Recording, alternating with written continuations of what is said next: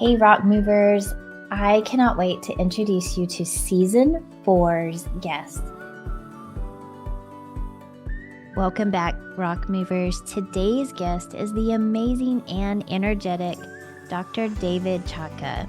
I really enjoyed this conversation today, and I know you will too.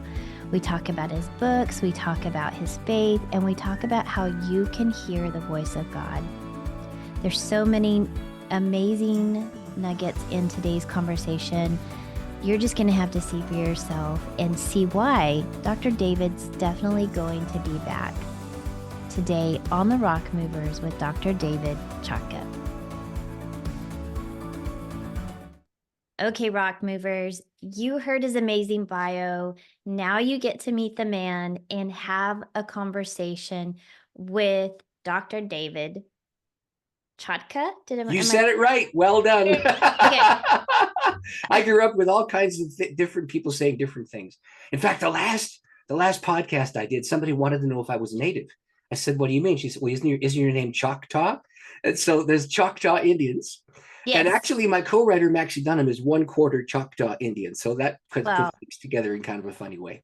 That is funny. And I grew up on the Navajo reservation, so it's all full circle. But thank you, and I'm just so grateful that you're here today because we get to have a different conversation today than I typically do. Because usually my guests are women, and I open the Rock Mover door to the conversation with more men because you are absolutely helping men, women, children alike move rocks. But let's go back to the beginning and let's talk about your rock, or the rock that you've experienced that was the most transformational for you, that really helped you on this path that you're walking today. Well, actually, it's been a rocky highway. most of my life has been a rock or two of the road. But let me tell you a very, very, very big one. So when I did eventually marry, and it wasn't for want of trying, I married late. And some poor girl out there could tell you the story about how I didn't treat her, something like this. I never was violent or nasty, but sometimes I just didn't get it. So I had two brothers, and I grew up in a very traditional old school Ukrainian home where mom walked behind dad. And Canadian American girls, they didn't like that too much. So I can't imagine why not. I can't imagine.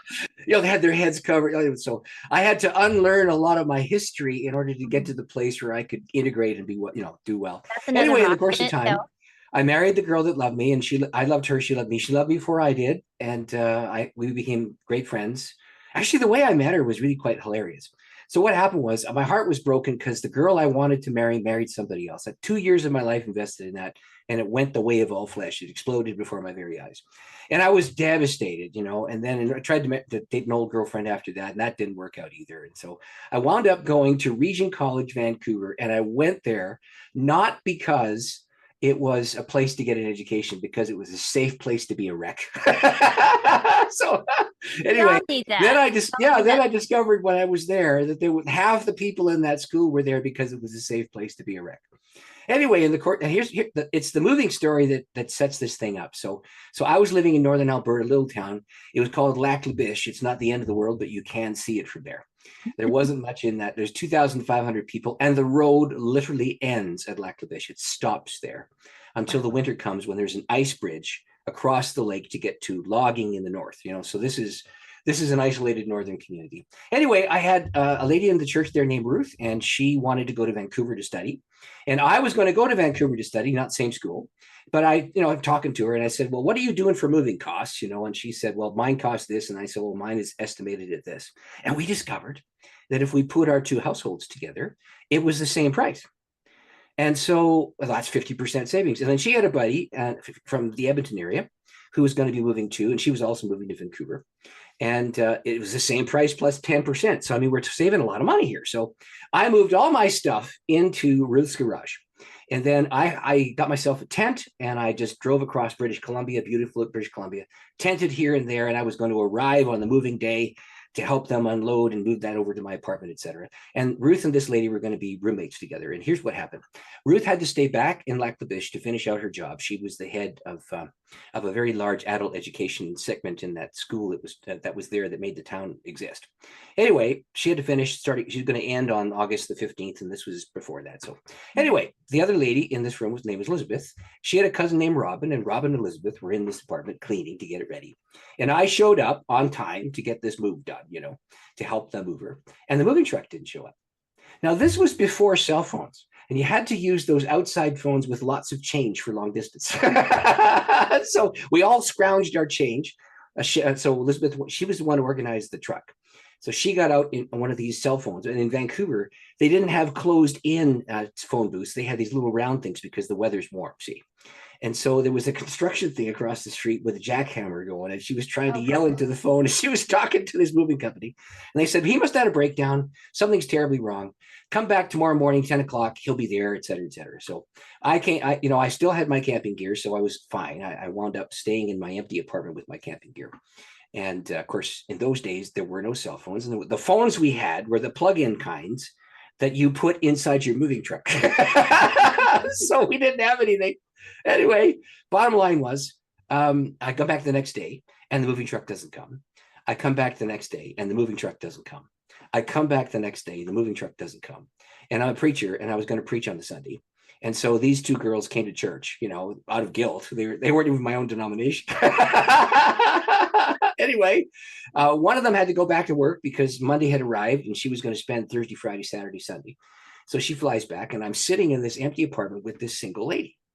Now, my heart was broken. And about day 4, I looked at her and I said, now, look, let's just be clear here. I want to make something very, very clear. Anything with a skirt and a high voice, I am not interested. My heart's broken. I have no time for this. Thank you very much. And she heaved a sigh of relief. And she said, I just broke up with my guy. This is a terrible thing. He was stalking me. I had to finally, get the police involved, et cetera, et cetera, et cetera. And so the two of us were sitting in this room. And I said, look, I got 2 brothers. I come from a traditional conservative background. I don't understand estrogen at all. I need a sister. And she said, well, I have 2 sisters and I come from a very traditional female household. Mom ran the house and my 2 sisters and I were, sort of like the ones who ran the house, and Dad was kind of quiet. I don't understand testosterone at all. And then she said, I need a brother. I said, I need a sister. And so we became friends. And actually, then we were going to the same school. It was Regent College, Vancouver, a theological seminary for graduate level studies. And there was a girl who sat next to this lady who said, I need a pastor from my denomination to pray for me. And it was my denomination. And so she walks over and her name was Margaret. I'm still friends with Margaret to this day. My wife and I are. Anyway, I pray for Margaret and the power of the Lord lands on Margaret. Her heart gets transformed. She had been in emotional distress. She had to make a major decision. She made the decision while we prayed, and she got so excited that she went all through the school and said, oh, if you want prayer, ask David and Elizabeth to pray for you. So I'd walk into the school, and by the way, it was 10 days before that moving truck came. And wow. What happened was the driver of the moving van had his son with him. He was hired as an occasional, and he stopped to go camping in the British Columbia interior with all of our stuff in the back. And we had 10 days in a room. Wow. So we became great friends because we had no choice, right? I mean, I didn't even know her. And so in the course of time, this thing happened spiritually. And then I would walk into school and people would walk up and say, oh, Pastor David, would you pray for me? I'd say, well, sure. What do you want to do this? They'd say, where's Elizabeth? I'd say, oh, no. They'd find her, then we do it again. And the next thing you know, there'd be another miraculous transformation or change. And this went on for like months. And then we found out that Margaret was the social butterfly and she was telling everybody. And then the people who were recipients of those prayers would tell everybody. And the school only had 300 students at that point. And so the school body saw us as the prayer people. And they thought we were a couple before we were. Anyway, in the course of time. So we started off as strangers in a room.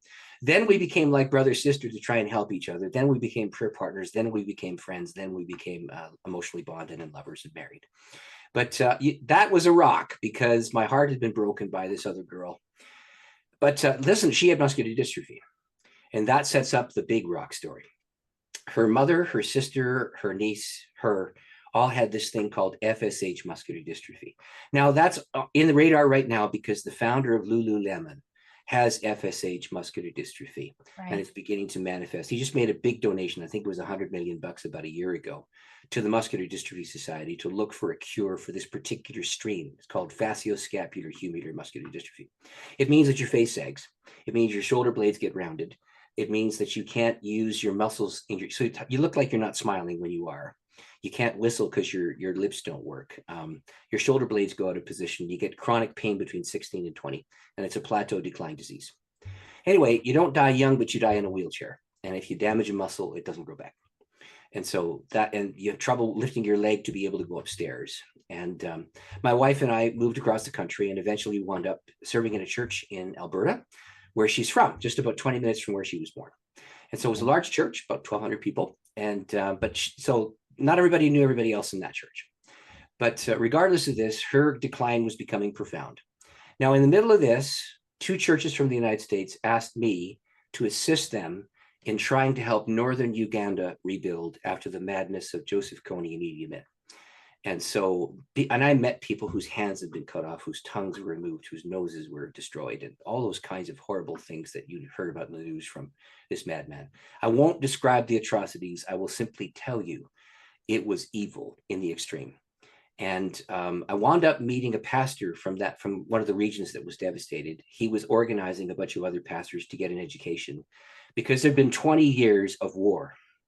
So nobody had an education. If you could read, you could become the mayor. You could become the town elder. You could become the one who ran whatever, because nobody had that. And everybody was taking advantage of everybody else. This pastor wanted to help pastors rebuild their churches. And so I took build teams from my church, and we flew in. I would teach the pastors. I would participate in whatever event was going on. And then my teams of people would do various things. And the first book that I wrote was actually written because I wanted to give them a training manual. So I wrote this book called Power Praying, and it's a book about the Lord's Prayer and all the different themes that are attached to it. And they were the first recipients of this book. I gave 16,000 copies of this book to people in Uganda at no charge. And I wound up training 750 to 1,000 pastors a year, and they had networks of friends, and those books went through that network.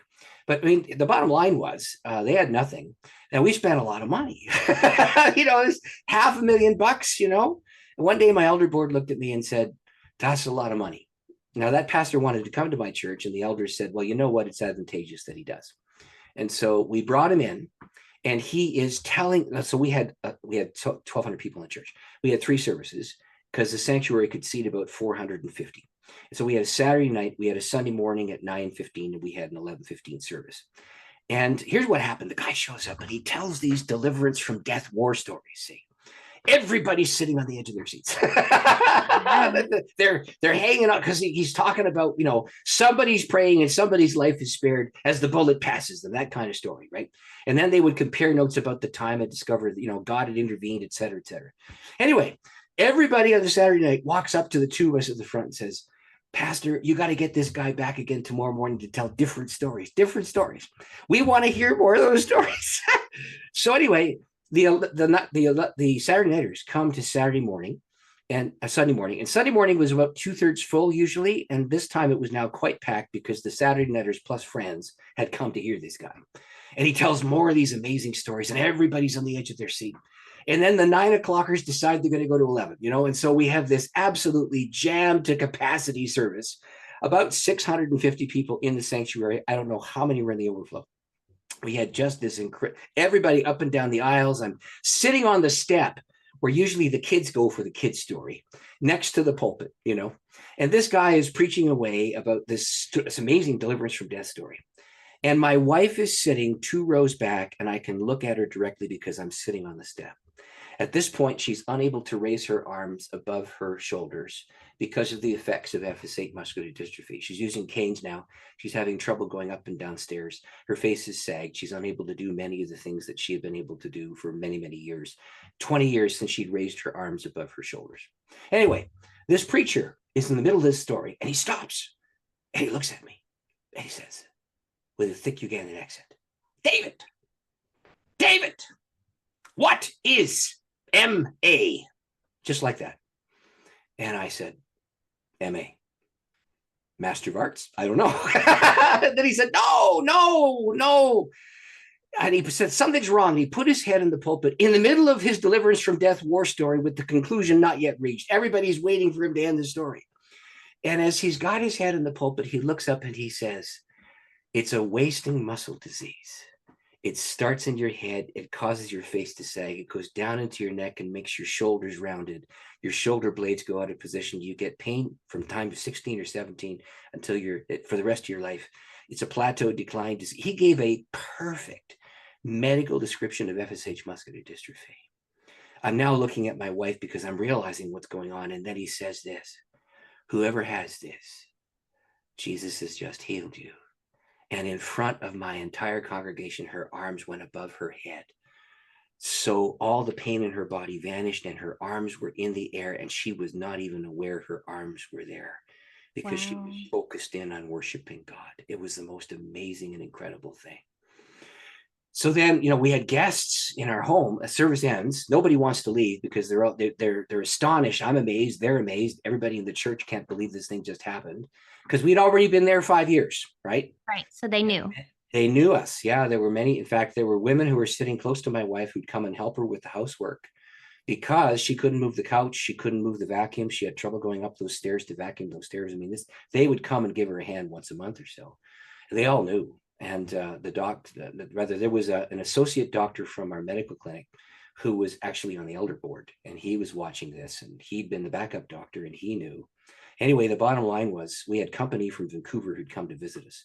They were trying to figure if they should fly to Uganda at their own expense to see if they could be part of this team. Yeah. And they're in our home. And so the plan was we would go over there and, I would take down all the heavy pots and pans from the top shelves that we never use those unless we had company. She pushes me out of the way. She stands up and she takes down the heavy pots and pans herself. She'd been unable to do that for decades. And it was a remarkable transformation, just absolutely mind-bending. So that whole church saw my wife healed of FSH muscular dystrophy. And if you follow the research, there is no cure. So we've had medical tests. It's verified. It's done. Her doctor waited 3 years and then wrote the note to say there is no FSH muscular dystrophy in this body. But he had been her doctor for 5 years before. You see him?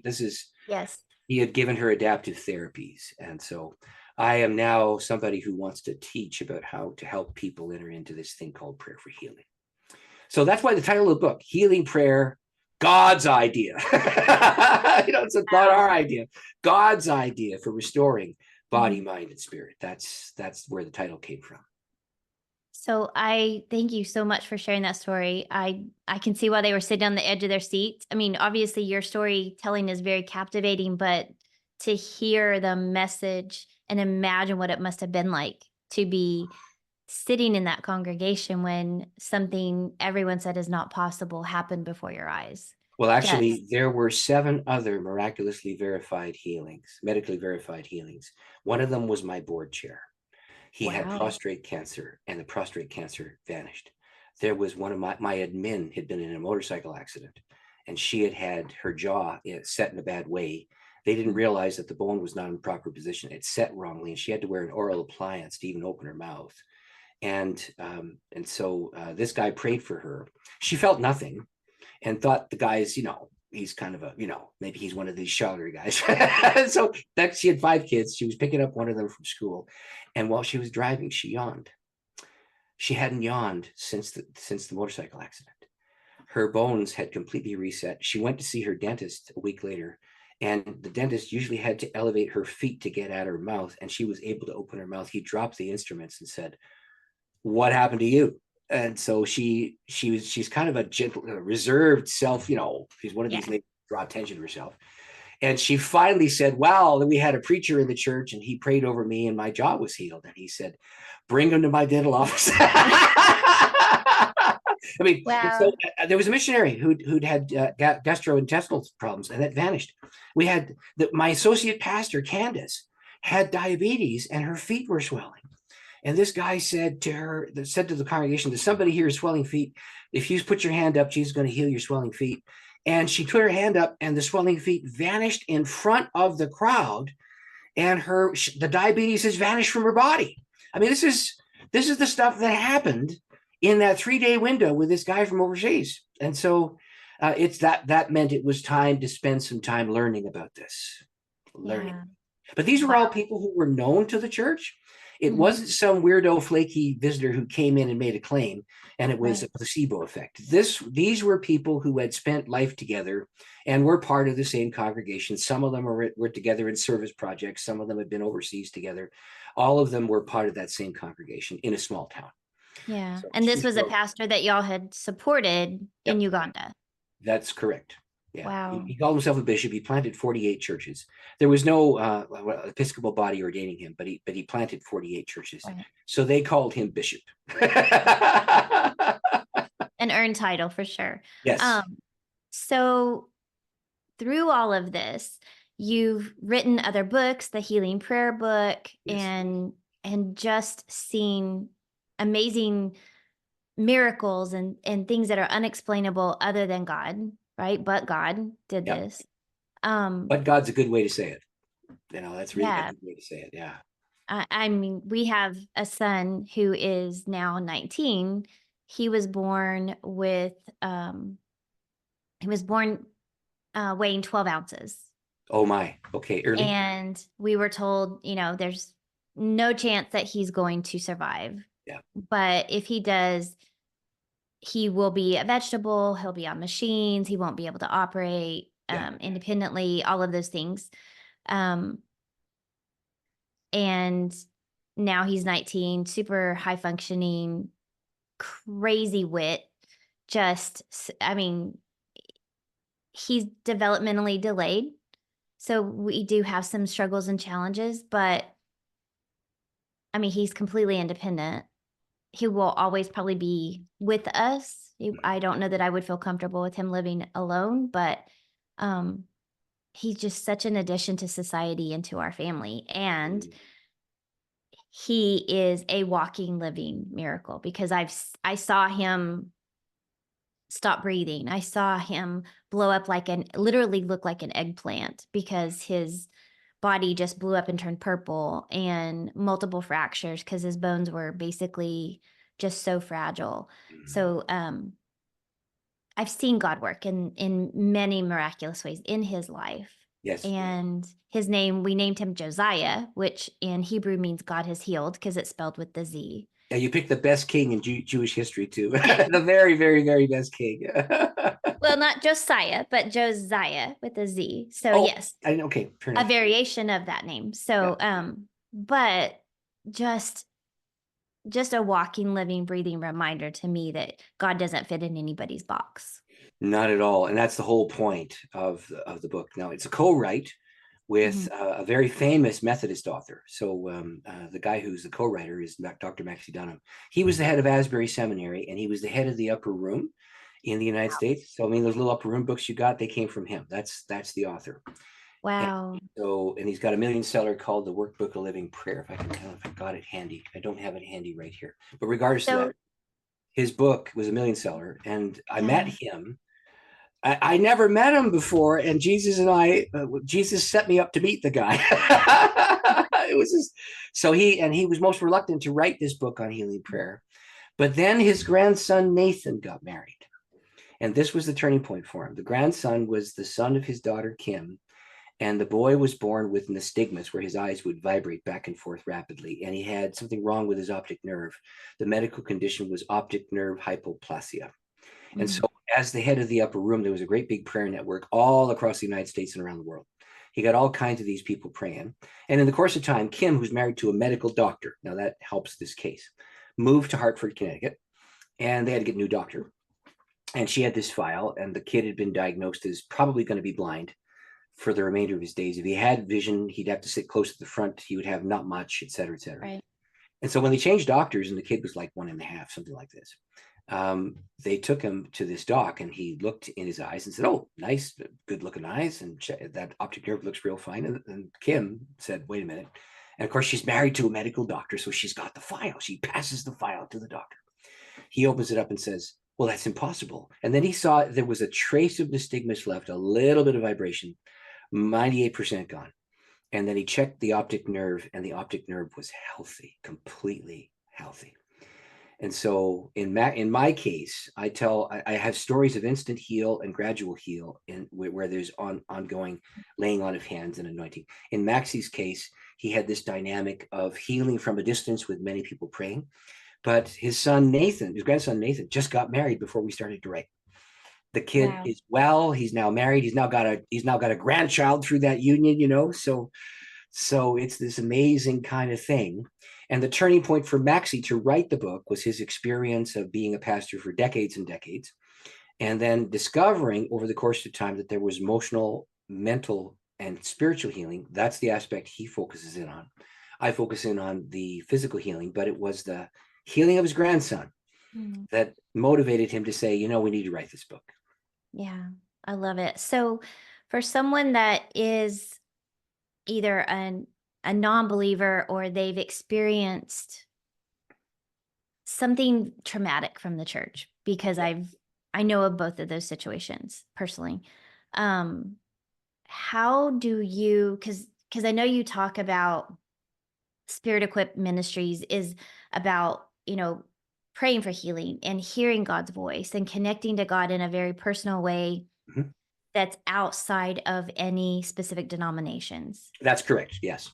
How do you suggest or advise people to find that path, to use these rocks that you've now paved for us on this beautiful highway of healing to find God, to get back? I would start off by asking, do you believe in the possibility that there might be a creative being out there? You start where, in fact, my dad was somewhere between agnostic and atheist.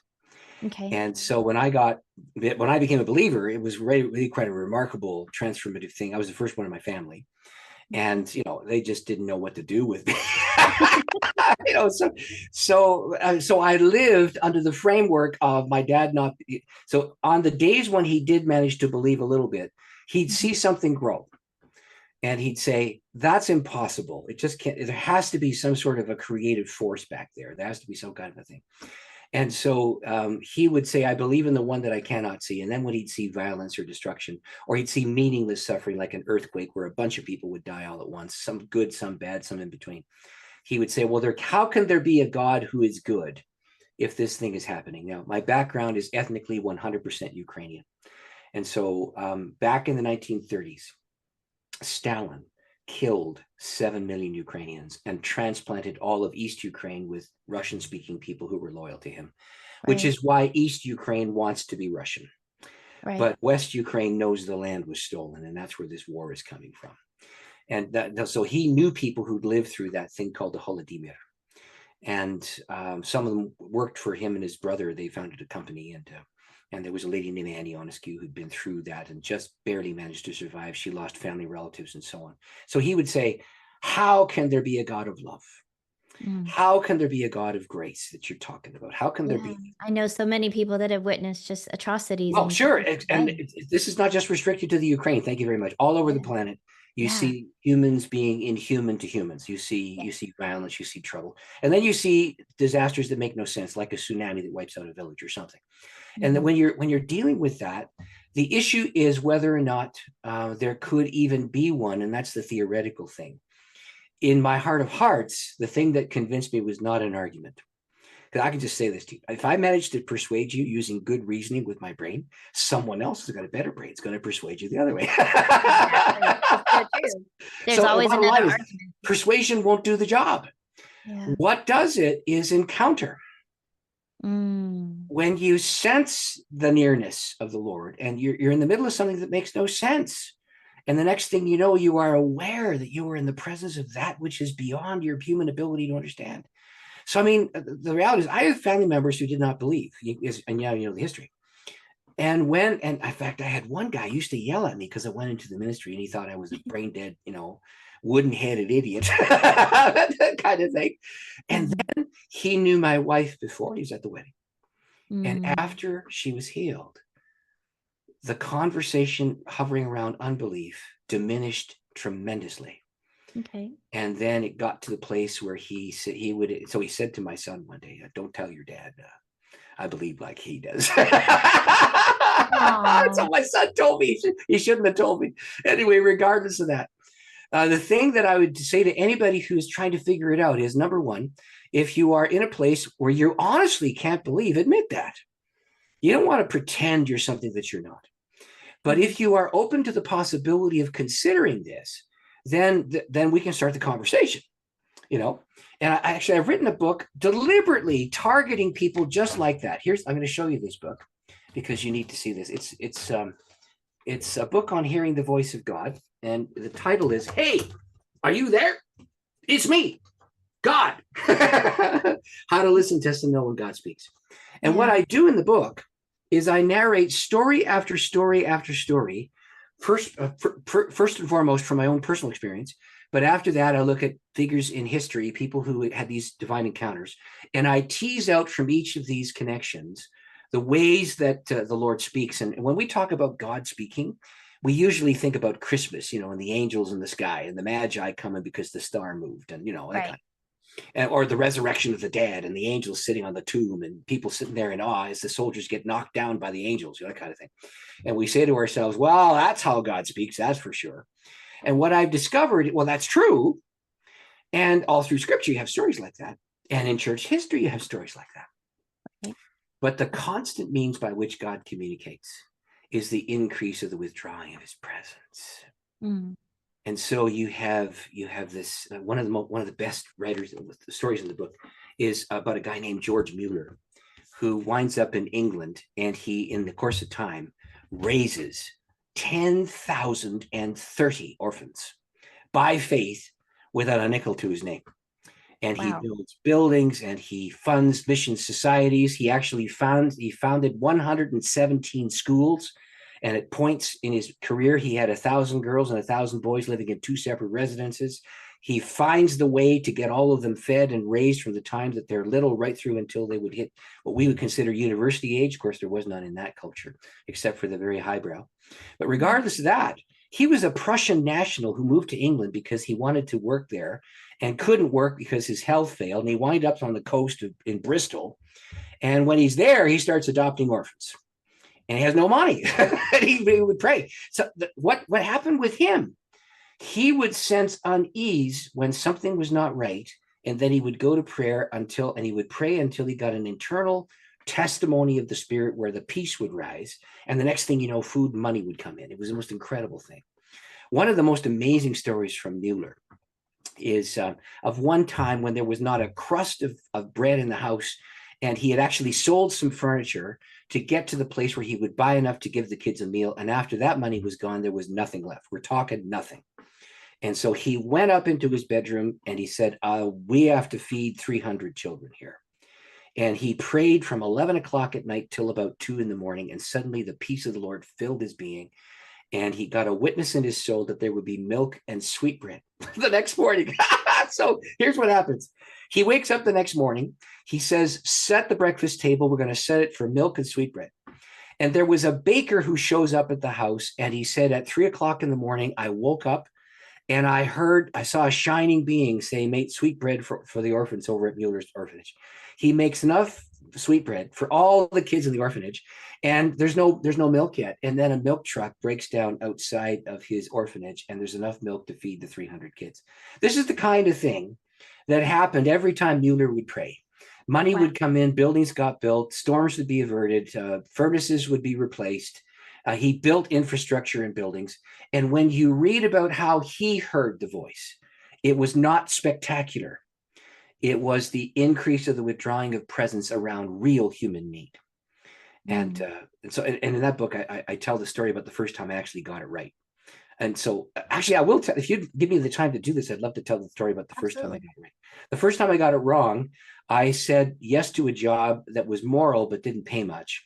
And then the next day I got offered a better job, but I'd said yes to a family friend. And so I had to work for next to nothing for the summer because it was a family friend.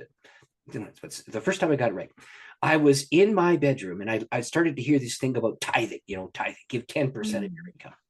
And I thought to myself, I need to eat. God doesn't need to eat. What's the problem here? Why does God need my money? That was the reasoning in my brain. Right. Yeah, that's how we reason it. Yeah, sure. And so I was in three different studies. I was in a Tuesday study, a Thursday study, a Thursday night study. I was in a prayer and praise on Friday night, and I go to church on Sunday because I was just a new believer and I wanted to learn as much as I could. And so on the Tuesday study, we opened up this new Bible study. It was about the practice of giving the first 10% of your income, tithing. And I was not satisfied because I need to eat. God doesn't need to eat. To what, this is what it was not answered in that study. And then I went to the Thursday thing, and Thursday noon, we were praying about those things, and there was still no answer. And then Thursday night, I go to this Brethren Bible study with a Brethren elder who's leading this thing. And he cracks open the study, and it's on tithing. And before I could frame my question, he said, well, lots of people think this way. You need to eat. God doesn't need to eat. So what am I doing giving God my money? And I laughed. And then I said, that's my question. And he made me crack open the scripture and study this. And then I went to the Friday night prayer and praise, and 3 people got up and testified about the benefit that it was to give so that you would get control of your greedy tendencies, start to learn to practice generosity. And oh, by the way, there's a boomerang effect of kindness and so on. So, with great reluctance, the cheapskate me started to put 10% of my measly income into an envelope. And I kept it beside my bed. And at that point, I didn't even know where I was supposed to give it. And so, as it turned out, about 2 weeks after my fiasco with taking the wrong job, and now I'm getting a minimum wage job and just barely eking through because I'm living at my parents', I'm starting to tithe that. And I have about $120 US inside that envelope. And I thought, well, I guess I better give that somewhere. It's starting to pull. I want to spend it, so I better just give it. That's the thing. So I knelt beside my bed. And in that Thursday study, there was a couple named Derek and Deb. And they wanted to go overseas to serve the Lord in Southeast Asia. And that takes money. And all of us were poor students, and we all knew each other. And so as I was praying, immediately Derek and Deb popped into my brain. And peace rose inside of me. And so I said, well, Lord, I guess I should give some of that money to them. How much should I give? And I pulled a number arbitrarily out of the air. It was a Friday at 4:00 in the afternoon. I said, God, do you want me to give them $110? And the only way I can answer what happened next was, the internal peace diminished considerably, and I had this yearning to try again.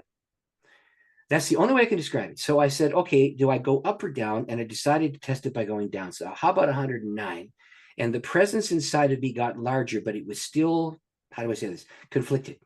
And then I said, should I give him $108? And suddenly my whole being filled up with fire and joy. I rose to my feet, and cheapskate David said to God, yes, yes, yes, I must give Derek and Deb $108 in cash.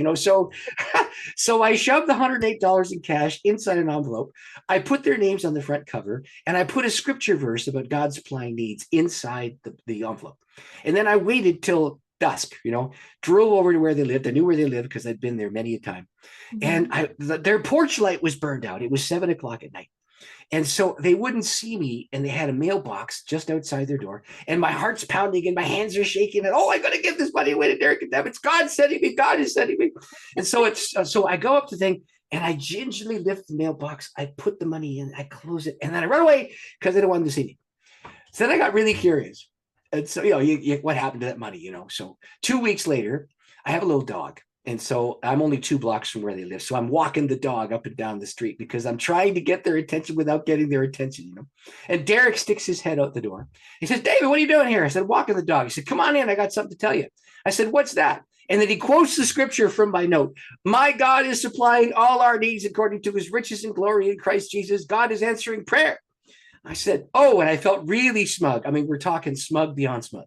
Mm-hmm. So I sit down in the living room, and he says, David, 2 weeks ago on Friday at 4:00 in the afternoon, ding, ding, ding, ding, ding, ding, my wife and I were praying about Southeast Asia.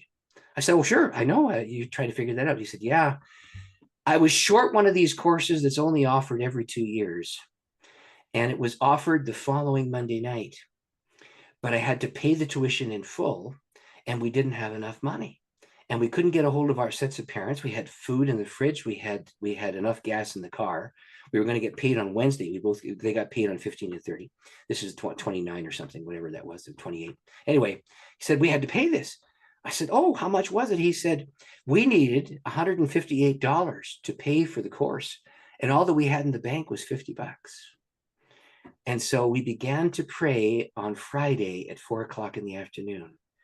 that God would send someone with $108 to give to us so that we could take the course, so that we could complete my degree, so that I could go to Southeast Asia without this hanging over my head. And I was praying at exactly the same time, Friday at 4:00 in the afternoon, about how to do this. And so, of course, I'm first, the story by itself, without me being the giver, is astonishing.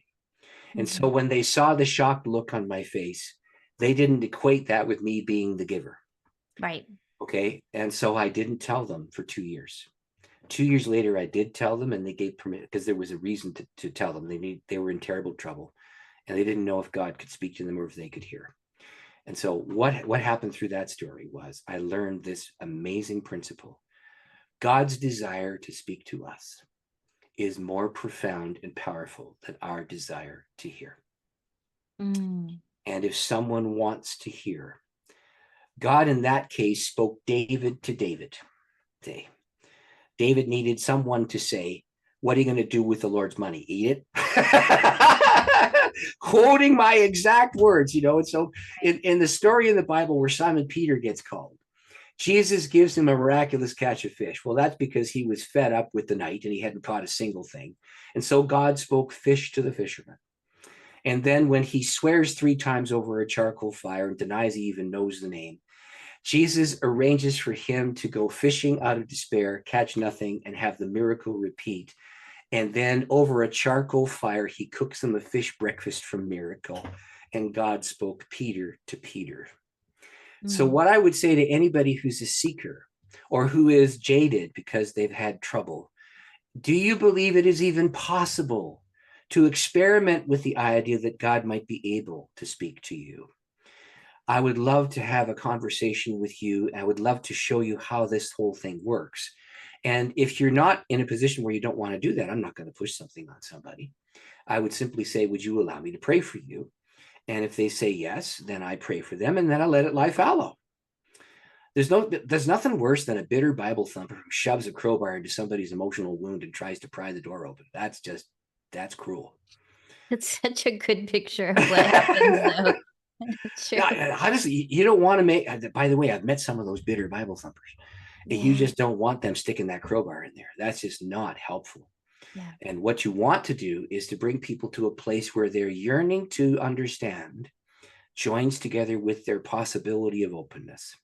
And if there is the possibility of openness, then you can pray with them and for them. You can join them. And actually, one of the best things that I would do is recommend they go to an alpha, because alpha doesn't make you say yes or no to anything. You show up for dinner. There's a video with an English guy. He's talking about various aspects of what it means to believe. And then you have an open-ended conversation. What's an alpha? I'm not familiar with that. It's an evangelistic program designed by an English Anglican, a guy named Nicky Gumbel. Okay. And the whole thing revolves around a meal. And sometimes in England, they serve wine. Can you imagine a Bible study in America with wine? Anyway, regardless of that, you sit around a table and then you have people address various aspects of what it means to believe in an open-ended manner. And there's open-ended questions in the table study, and you get the free dinner, and you invite people to come and consider it. In fact, my administrative assistant, Janelle, she met the Lord at Alpha when she and her husband came there to inquire. And her leg was healed when a bunch of people from that place prayed for her. She'd had a leg injury. And then Jesus healed her leg. Her husband had never seen a miracle before. He was a nominal Catholic, a jaded kind of guy. He had a grandfather who had been a priest and left the priesthood because he wanted to marry, and he was kicked out of the church. So it was a jaded kind of Catholic worldview. But he was open to the prospect of God, but not of institutional church, right? Because the institution had damaged him. But when he saw his wife get well, instantly, when 6 people prayed for her at the Alpha, it was this remarkable. In fact, I have them on video telling the story. Wow. And so, but it happened in the Alpha because it was an open-ended conversation. So that's a long, but that's a lovely long conversation that I can enter into. But we've got a time. So one more question I have for you, because the topic of manifestation is just such a hot topic right now, and the coaching circles, because there is a big movement of the laws of the universe and the laws of reciprocity, the law of manifestation, and believing that you can call into existence what you believe. And so, where do you believe that law of manifestation or um, the laws of the universe coincide Well, with? there's overlap and there's variation. So there's this Okay. part where it just goes like this. And here's the reality: God's the creator, Mm, and He made the creation to be in intimate fellowship with other parts of the creation. And so you actually have people who have no faith at all, who get a hunch not to go around that corner, and there's a car right. accident there, and they miss it, right? Yeah. Or you have people who are aware that their son or daughter is in trouble, and they get out of their chair, and the way they go and they manage to save their son or daughter from going off the bridge or something like this. Mm, These kinds of stories are real because God has built that into what it means to be human. mm, Trouble is, it's fallen. And so it needs to be purified in who Jesus of Nazareth is. And so I'm a pastor, and I can tell you this: I'm not the Messiah. I cut every now and then. I have this little yearning, but it's just a really bad one. And then when the dog doesn't obey me, I realize I'm not the Messiah. Regardless of that, the point is, all of us are made of the same stuff. We're made of what it means to be human. In fact, when Jesus came to earth, you know why he did? Because our first parents fell as humans, and to take the planet back, God had to become a human and enter into this thing that he had created, but he had to do it as God and human together so that that which is fallen could be bought back by that which mm, was not. And so I don't hesitate to say, yes, there are psychic realities, and there's this law of reciprocity, and there is, in fact, the moral universe. It does, in fact, exist. The trouble is, all of us are fallen and broken and not as we should be. And that which is perfect is found in Jesus. And so we enter into his perfection to see it accomplished. So I can say yes to about 3/4 of what I hear. And mhm. I can't say that we are the masters of our own destiny because that makes us God. No, no, no. And I don't believe in praying to the universe or having the universe speak to us. The universe is created. I have never had a conversation with my piano. The piano does not talk back, even though it's beautifully made. Mm. But I can play that piano and make that piano sing. I can make that thing really make good sound every now and then. Not, most times, no. Concert pianists do a better job of this. I was just out to see the Broadway musical Cats, and wasn't it amazing to see these cats? But cats don't sing, and cats don't have that ability. Now, are we joined to them? Yes. We're all made of carbon. The whole bunch of us. We're all made of atoms that are vibrating and so on and so forth. Right. And there's something about connection in the realms that we cannot see that is very real, first and foremost. And so when I tell healing prayer stories to people who are psychic healers or energy healers, they say we're talking the same way. And I say, almost, almost.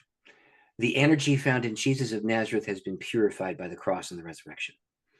The energy that you're dealing with is not morally neutral, and you have to be careful. You have to be careful. This might move you into the wrong realm. And I do believe that there is unclean spirits as well as Holy Spirit, Mm. and that you don't want to play with that. So one of my other books, I'm writing another book right now about Jesus' victory over the powers of darkness. And so he gets infilled by the Holy Spirit. And the first thing you know, he walks into a synagogue, and a man infested with an unclean spirit screams and says, "You've come to destroy us." And Jesus' answer is, yes, evil spirits have to go. And there are some out there. Now, that's a whole different conversation. And I'd be Yeah. happy to have that conversation with you too, but not, we've got a half an hour already over the realm here. Yeah, we've gone over time because this is just so amazing and I appreciate you so much. So, how can those that are listening to this connect with you and learn more from you? What is the best way to soak up all of your wisdom, guidance, and advice? You can come to my website. That's the easiest way. And Okay. so and my whole purpose is to equip people in the realm of the spirit. And so my Mm. organization is called Spirit Equip. And so it's spirit like Holy Spirit, SPIRIT, and equip like equipment, EQUIP, spiritequip.com. And there's links to all my social media, to the courses I'm offering, et cetera, et cetera. But if you want to get the book in a hurry, that book is available at bricks and mortar stores. It's available at Amazon. It's available at some of these internet things. You can go to Books A Million or Barnes and Noble and order the book. It's very simple. There's only one book called Healing Prayer in the last 20 years. It's mine together with Maxie's. Or you can take my name, which is just, Chotka. I don't know anybody else in America who's not related to me who has that name. Anyway, look up that name and you will find links to 5 of my books on Amazon. And this one in particular is produced by Whitaker House, which is an international publisher. And awesome. So this one's not hard to get. And so people we will put all of those links and everything that you're sharing, those will be in the show notes so people can click easily. If you're listening to this, the book he's referring to is the Healing Prayer book. Mm-hmm. And so you can find that, as he said, on Amazon. Just Google it. You should be able to find it. But the links will be in our show notes and easily connect to Dr. David Chotka. Thank you so, so much for sharing your wisdom, your guidance, your heart, your energy. Just such a wonderful conversation filled with so much love. I feel that coming across, your love for humanity and for your message and your mission. So thank you for all that you're doing. And I can't wait to learn more. Yeah, it's a joy to be here. I'm doing a course on Tuesday night. You're welcome to join. Tomorrow night starts up. Actually, on the book, yes. So anyway, that's a whole different kind of conversation. So it's a program. We may have to have you back to finish this and answer questions that come up. So thank you again. I appreciate you so much. And to the rock movers that are listening, continue to move those rocks, continue to stay in faith, and continue to stay curious and ask the right questions. We appreciate you so much and have a blessed day. Huge thank you again to Dr. David Chotka for joining us on The Rock Movers. Again, I know you enjoyed that. It's a different spin on moving rocks that I just loved. The conversation was just so fun to have. I hope that you will subscribe and follow us if you haven't already. And if you have, I just want to say thank you for being a part of our rock moving community. Now, you can like, comment, and share the Rock Movers with someone that you feel like would benefit from these conversations that are taking place here on the Rock Movers. And be sure to go over to social and follow me on Facebook. I'm on Twitter now. No, I'm on TikTok, not Twitter. But follow me on Instagram, on LinkedIn, Facebook, and of course, anywhere you listen to podcasts. You can find me on YouTube, and you can find me on Apple and Spotify. I'm literally trying to be everywhere to make this as easy for you to continue moving rocks and get support as we can. Now, there's some great things coming again as we wrap up season 4, and season 5 is legitimately going to be so much fun. So continue moving rocks one rock at a time, and know that if you need us, I am here. Have a fantastic day. Thanks again, Rock Movers.